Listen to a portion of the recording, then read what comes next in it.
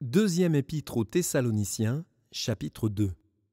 Pour ce qui concerne l'avènement de notre Seigneur Jésus-Christ et notre réunion avec lui, nous vous prions, frères, de ne pas vous laisser facilement ébranler dans votre bon sens, et de ne pas vous laisser troubler, soit par quelque inspiration, soit par une parole, ou par une lettre qui semblerait venir de nous, comme si le jour du Seigneur était déjà là.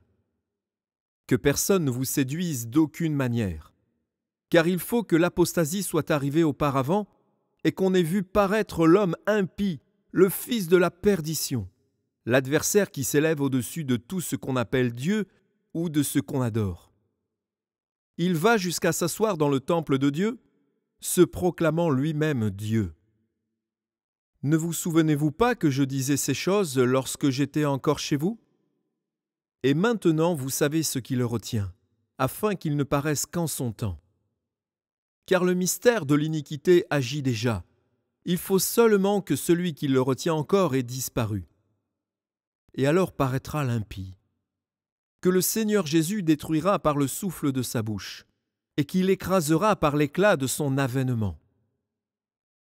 L'apparition de cet impie se fera par la puissance de Satan, avec toutes sortes de miracles, de signes et de prodiges mensongers, et avec toutes les séductions de l'iniquité pour ceux qui périssent parce qu'ils n'ont pas reçu l'amour de la vérité pour être sauvés.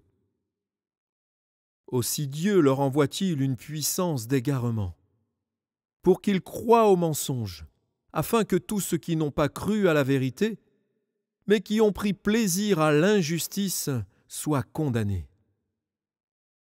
Pour nous, frères bien-aimés du Seigneur, nous devons à votre sujet rendre continuellement grâce à Dieu, parce que Dieu vous a choisi dès le commencement pour le salut, par la sanctification de l'Esprit et par la foi en la vérité. C'est à quoi il vous a appelé par notre évangile, pour que vous possédiez la gloire de notre Seigneur Jésus-Christ. Ainsi donc, frères, demeurez fermes et retenez les instructions que vous avez reçues, soit par notre parole, soit par notre lettre. Que notre Seigneur Jésus-Christ lui-même et Dieu notre Père, qui nous a aimés et qui nous a donné par sa grâce une consolation éternelle et une bonne espérance, console vos cœurs et vous affermisse en toute bonne œuvre et en toute bonne parole.